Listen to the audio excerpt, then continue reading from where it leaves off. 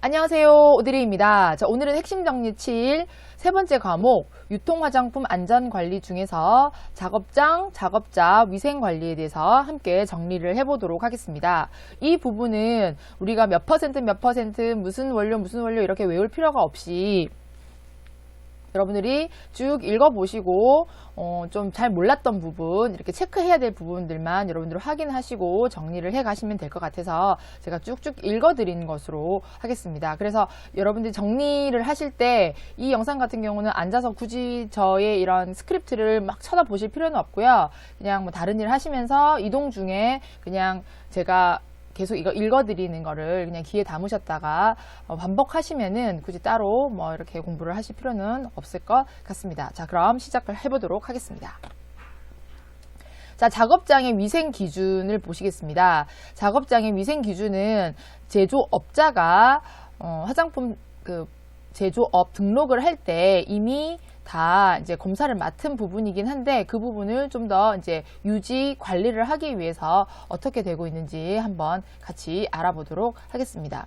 저는 이 형광펜을요, 이거 좀 두껍게 하는 걸 좋아해요. 이유는 제가 이거 마우스로 이렇게 조정을 하는데 작은 애는 마우스 조정이 잘 안 되더라고요. 그래서 어떤 분들 가독성 떨어진다고 얘기를 하는데 그 부분 좀 이해를 해주시고요. 이 영상은 그러니까 여러분들이 이게 스크립트를 꼭 쳐다보지 않으셔도 그냥 듣는 것만으로 여러분들 정리를 하도록 제가 도와드리는 거기 때문에 이해를 부탁드리겠습니다. 자, 작업장의 위생 기준에 보면 건물이나 시설을 먼저 볼게요. 자, G, 해충, 먼지를 막는 시설을 하시고 점검을 해야 됩니다. 작업대 등 제조에 필요한 시설 및 기구 관리, 가루를 만약에 사용을 한다 그러면 가루 제거를 할 수 있는 시설을 하셔야 됩니다. 자, 청소가 용이해야 되고 위생 관리 및 유지 관리가 가능해야 한다. 제품 원료 및 포장재의 혼동이 없도록 구분을 잘 해놓아야 한다. 제조 화장품에 따라 구획 구분되어 교차 오염이 없어야 된다. 바닥, 벽, 천장은 청소하기 쉬운 매끄러운 표면이어야 한다. 자, 거칠거칠하면 안 돼요. 매끄러워야 됩니다. 소독제 등 부식성에 저항력이 있어야 된다. 자, 이 말은 소독제를 썼다고 해서 이게 반응을 일으키면 안 되고 소독제에도 부식 자체가 없어야 된다는 말입니다. 천장, 벽, 바닥이 접히는 부분, 즉 우리가 그 제조시설이라고 하면 이렇게 이제 어떤 공간이 있고 여기에 제조시설을 놓을 때 그냥 여기다가 무슨 실 이렇게 하는 게 아니라 보통은 이제 일반적인 건물일 경우에는 이제 공장용으로 전용으로 만들어진 게 아니라 일반 그냥 건물 근린 시설을 할 경우에는 저희도 여기 안에다가 그러니까 건물이 있고 요 안에다가 새롭게 다른 큐브를 하나 넣은 거예요. 큐브를 넣었어요. 이렇게 큐브를 넣어서 여기를 이렇게 나눠 놨습니다. 무슨 실. 그렇기 때문에 여기 지금 천정, 벽, 바닥이 빈틈이 없이 이렇게 그 라운드 처리로 끝이 다 되어 있어요. 위도 마찬가지고 그래서 빈틈이 없이 먼지가 없어야 되고 이물질이 없도록 둥글게 처리가 되어 있습니다. 자, 환기가 잘 되고 청결해야 됩니다. 자, 외부 연결 창문은 열리지 않아야 한다. 자, 외부 연결 창문이 저희가 창문이 몇 개가 있는데 여기도 있고 여기는 이제 문이 들어가는 문이 있고 한데 창문은 열리지가 않습니다. 그러면 어떻게 환기를 시킬까요? 환기는 정화시설이나 조화시설을 통해서 여기 이제 천정에 시설을 만들어 가지고 환기가 될 수 있도록 되고 있고요. 자, 세척실과 화장실은 접근이 쉬우나 이 생산 안에 화장실이 있으면 안 됩니다. 그래서 생산구역과 분리를 하셔야 됩니다. 자, 작업장 전체에 조명이 적절해야 되고 조명이 파손될 경우에는 제품이 조명에 의해서 파손되지 않도록 보호 조치를 해야 됩니다. 제품의 오염 방지, 적절한 온습도 유지를 위해서 공기 조화 시설, 환기 시설을 저희가 이제 저는 시설을 잘 모르는데 위에 이제 시설 저희 할 때 여기 위에다가 이렇게 환기할 수 있도록 이게 덕트라고 하죠. 덕트가 이렇게 연결이 되어 있습니다. 자, 작업소의 위생을 보겠습니다. 작업장에는 온도, 습도를 맞출 수 있는 기준이 설정되어 있어야 하고 관리가 되어 있습니다. 우리가 그 각각 그 무슨 실 안에 들어가면 그 앞에 입구에 온도계가 있고요. 습도계가 있고요. 거기에 이제 기록할 수 있는 란이 있습니다. 그래서 기준 설정하고 관리가 잘 되고 있는지 체크를 해주셔야 되고요. 제조, 관리 보관 구역 내 바닥과 벽, 천장, 창문은 항상 청결을 유지해야 됩니다. 그러니까 많이 닦아주셔야 되죠. 청소 및 위생관리 절차에 따라 효능이 입증된 세척제나 소독제를 사용을 하셔야 됩니다. 그러니까 아무거나 사용하셔는 안 된다라고 보시면 되겠습니다. 세제나 소독제는 잔류가 없어야 된다. 제품의 품질에 영향을 주지 않는 소모품을 사용해야 한다. 성적 등급 설정을 구역해서 작업장이라든지 실험실이라든지 보관소는 일반적인 다른 데보다는 좀 더 청결을 해야 되기 때문에 설정 등급 이상을 유지를 하고 이게 잘 되고 있는지 체크리스트를 통해서 모니터링 하셔야 됩니다. 세균 오염 또는 세균수 관리 필요성이 있는 작업실은 정기적 낙하균 실험을 수행을 해야 됩니다. 자, 작업실에는 이렇게 낙하균이 H당 30개, 그 다음에 세제곱센티미터당 부유균 200개를 여러분들을 꼭 기억을 해주시면 되겠습니다. 자, 작업장의 위생 상태에서 작업장의 기본 관리를 볼게요. 자, 아까 온도와 습도는 기준 설정을 하고 기록을 해서 관리를 하셔야 되고요. 공기 조화 장치, 그러니까 공기 정화 장치를 주기적으로 점검하고 기록을 하셔야 됩니다. 화장품 제조에 사용하는 에어 필터가 있는 그 설치 장소라든지 취급 방법을 주기적으로 확인하고 필터를 교체를 해주셔야 됩니다. 작업장의 압력, 실제 압력 관리를 해주는데 외부와의 그 압력 차이를 일정하게 유지시켜 주셔야 됩니다. 자, 그리고 마찬가지로 기준 설정을 해서 관리를 지속적으로 해주시고요. 모든 도구와 기구는 청소한 다음에 정해진 구역에 보관합니다. 자, 청소 진행 방향은 위에서 아래, 안에서 바깥, 깨끗한 지역에서 더러운 지역으로 방향을 하시면 되고요. 자, 오물이 묻은 걸레를 버리거나 내지는 세탁 처리, 오물 묻은 유니폼이나 세탁 전 별도 구분해서 보관을 하셔야 합니다. 자, 작업장의 위생 상태를 보시겠습니다. 작업장 구역별 위생 상태를 확인하시고 보관 구역의 통로에는 사람과 물건이 이동하는데 불편함이 없도록 어느 정도의 공간을 확보를 하셔야 됩니다. 교차 위험이 없도록 관리를 해주셔야 되고 매일 바닥에 폐기물을 치우고 용기를 닫고 깨끗하고 정돈된 방법으로 보관한다. 여기서 계속 얘기하는 거는 깨끗하고 위생 상태가 좋아야 된다라는 말입니다. 자, 물이 고이면 어떻게 되죠? 뭔가가 이게 뭐 미생물이나 이런 거 번식하겠죠. 항상 건조를 시켜야 되고요.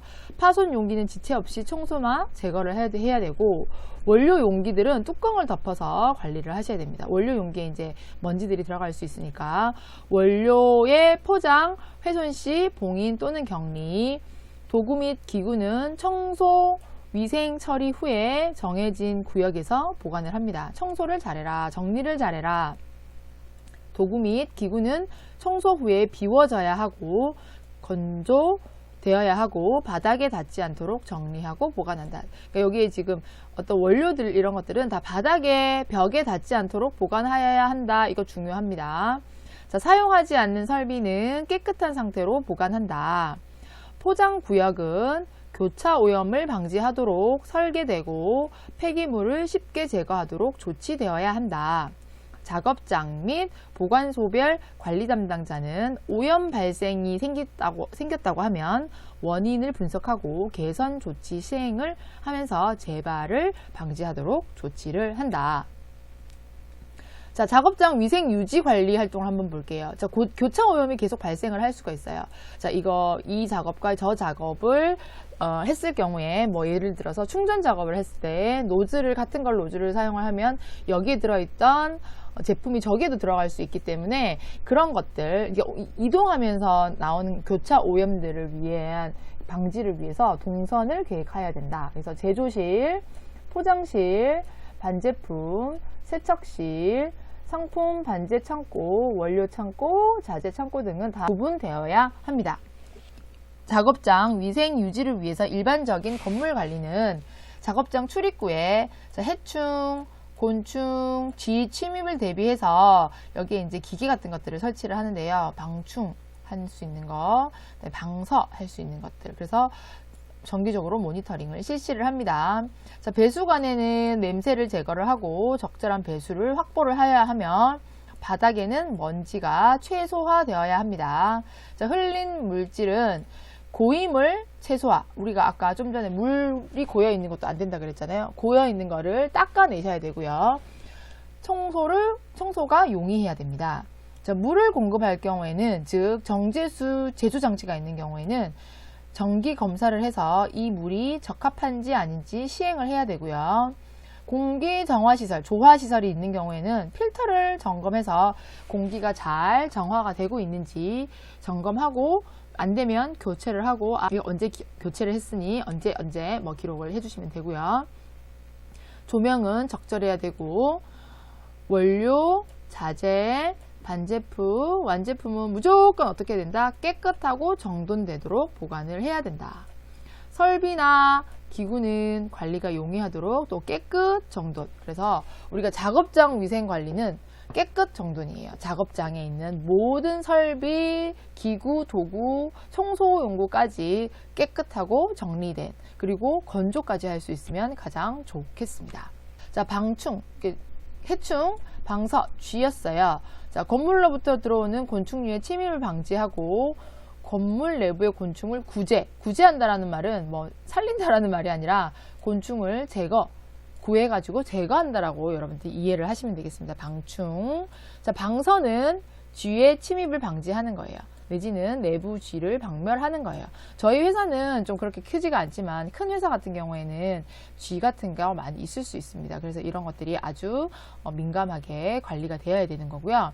자, 우리가 방충이나 방서를 하는 거는 해충과 쥐 침입을 방지하고 또 작업장 및 작업원의 위생을 유지를 해서 결국은 우리가 뭘 생산하기 위해서 좋은 화장품을 생산하기 위해서 이렇게 관리를 하는 거예요. 자, 시설에는요, 방충 및 방서 시설이 각각 있어야 되고요. 외부와 통하는 구멍이 있는 곳에는 무조건 방충망을 설치를 하셔야 합니다. 근데 이제 제조 장 안에는 이게 이제 외부와 통하는 구멍이 없기 때문에 창문이 이게 그냥 이렇게 창만 있는 거지 이게 열 수 있는 거 아니기 때문에 방충망이 따로 설치가 되지 않고, 일단 외부와 통하는 구멍이 있다고 하면 무조건 여기는 방충망을 설치를 해주셔야 된다는 거.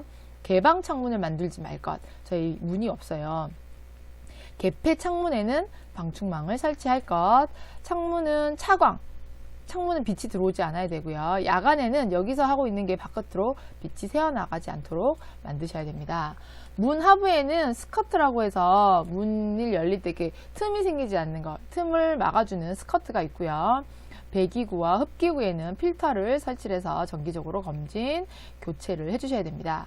그러니까 압력은요, 일정하게 유지를 해야 되지만 외부보다 약간 높게 유지를 하시면 되고요. 자, 유인등은 여러분들 벌레를 유인해가지고 탁탁탁 튕기는 그런 기계 보셨죠? 우리 시골 어떤 식당 같은 데 가면 많이 있는 거, 벌레 잡아야 되고, 포충 등을 해서 실내 해충을 제거해야 되고요. 초음파 퇴치기, 이거는 기계가 이렇게 있는데 얘를 꼽아 놓으면 사람은 안 들린대요.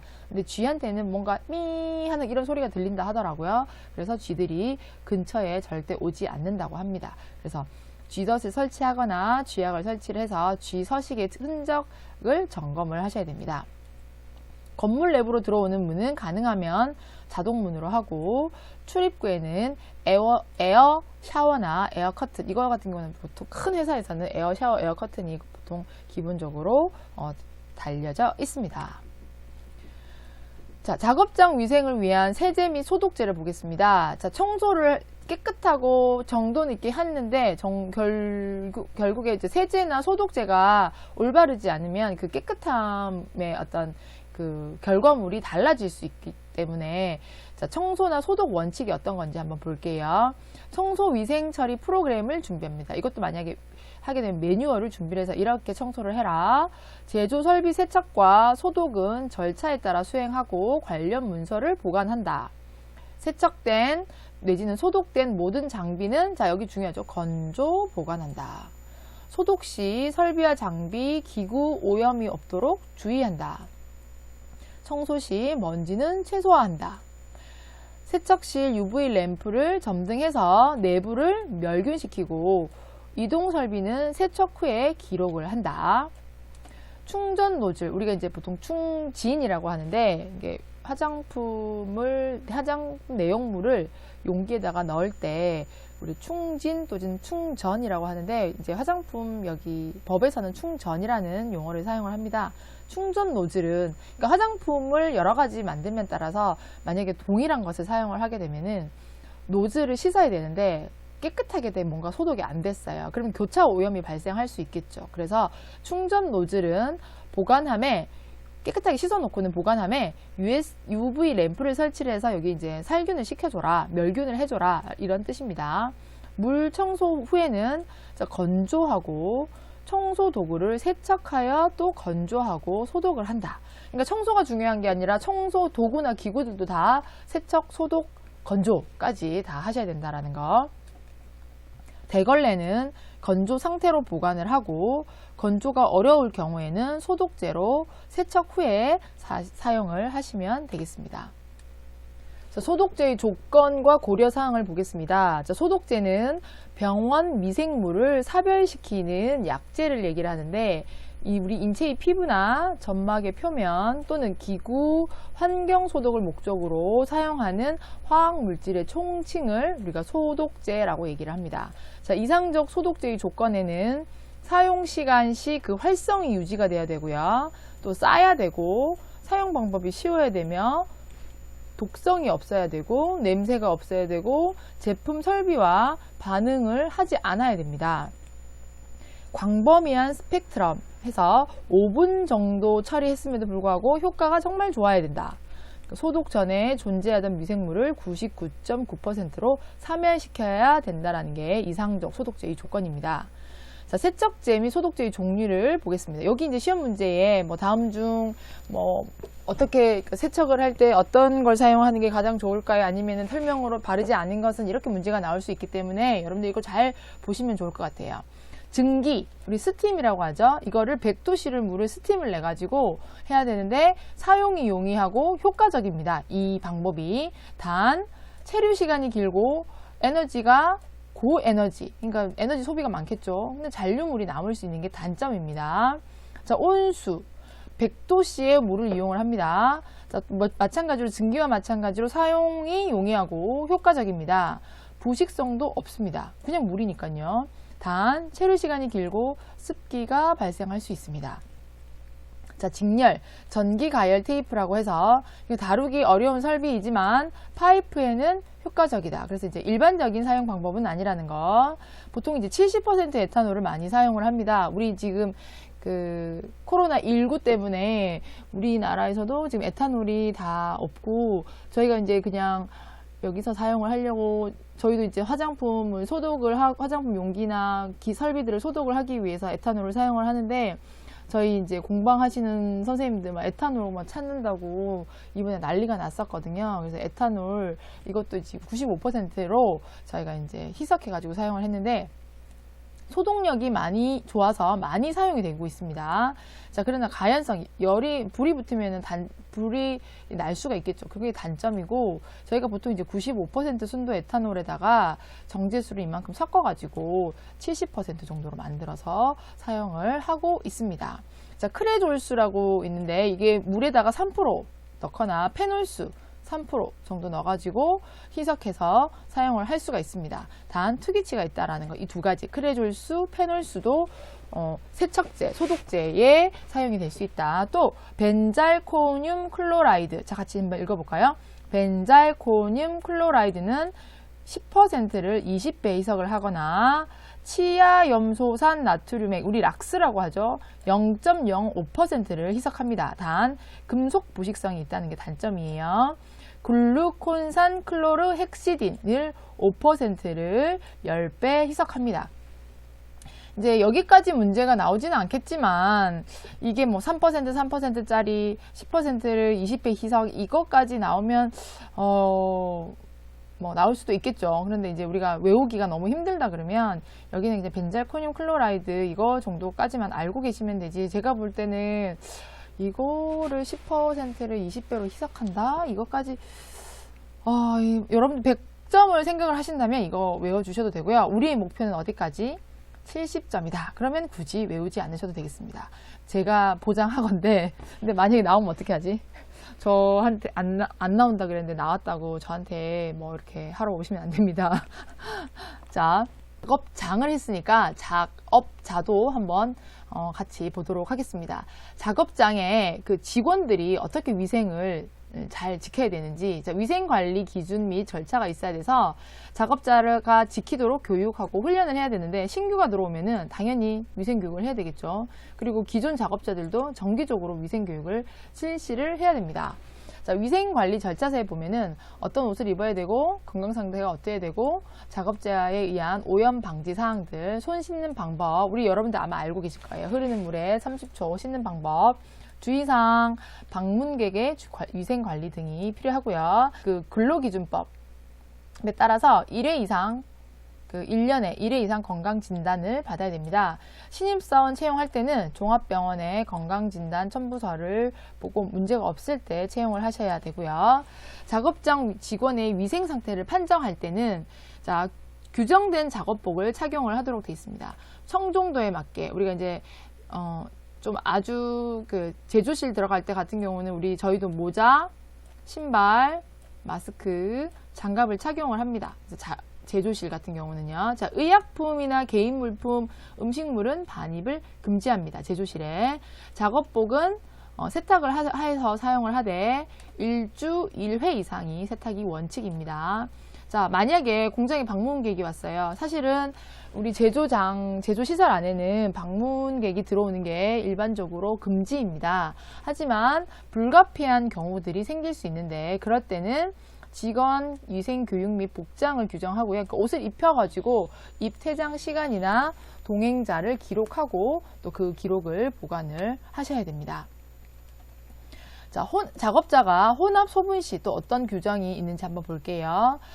당연히 혼합 소분 시에는 위생관리 규정을 마련하고 또 그거를 지켜줘야 됩니다. 작업 전에는 손소독, 세정, 일회용 장갑 등을 착용을 합니다. 이거 다 기본이에요. 이 공장에서 뭐 만드는 거는 다 이렇게 기본으로 해야 됩니다. 혼합 소분 시 위생복과 마스크를 착용을 한다. 자, 피부에 외상 및 질병이 있는 경우에는 회복 전까지 혼합과 소분 행위를 금지를 한다. 뭐 아주 간단하게 상처가 났을 경우에는 장갑을 끼고 할 수가 있지만, 거기가 아니라 이제 이게 뭔가 균이 좀 심하게 번져 있는 경우에는, 이런 경우에는 절대 하시면 안 되고요. 작업대 설비 및 도구는 소독제를 이용해서 소독을 하고요. 혼합 시 도구가 작업대에 닿지 않도록 주의를 하셔야 됩니다. 작업대에는 닿으면 안 됩니다. 작업대나 작업자의 손등을 말하는 게 아니라 나머지 기타 여러 가지 등이 용기 안쪽 면에 닿지 않도록 하고 교차 오염이 발생하지 않도록 주의해야 됩니다. 자, 작업자의 위생 유지를 위한 세제에는 어떤 것들이 있는가 볼게요. 자, 손세 위생을 하기 위해서는 일반 비누도 사용해도 되고요. 알코올, 우리 70% 알코올 사용해도 됩니다. 클로르 헥시딘을 사용을 해서 소독을 하기도 하고요. 아이오딘, 아이오도퍼를 사용을 해서 소독을 하기도 합니다. 이런 것들 알아두시면 좋을 것 같고요. 작업복 세탁세제 사용법은 이거 아마 알고 계실 거예요. 우리 집에서 그냥 세탁하는 거 똑같이 합성세제 이용하거나 섬유 유연제 사용하거나 주방용 합성세제 트리오 같은 것들 사용하거나 락스에 약간 희석된 걸 좀 담궈 놓거나 이런 것들이 있겠죠. 자, 작업자의 위생 관리를 위한 복장 청결 상태를 보겠습니다. 복장 청결 규정을 준수를 합니다. 자, 그래서 알려주죠. 잘 지키고 있나 점검도 하고요. 상시적으로 불시에 점검을 했어요. 근데 이 사람이 제대로 안 했어. 그러면 당장 즉시 시정을 요구를 할 수도 있습니다. 자, 작업복을 입을 때 안에 들어있는 옷이 바깥으로 나오면 안 됩니다. 일상복 노출 금지가 돼야 되고요. 아까 청정도별, 즉 제조소 같은 경우는 작업복이랑 작업화, 보안경, 이런 마스크, 장갑 이런 걸 착용 상태로 작업을 하고는 나갈 때 외부를 나가시면 안 됩니다.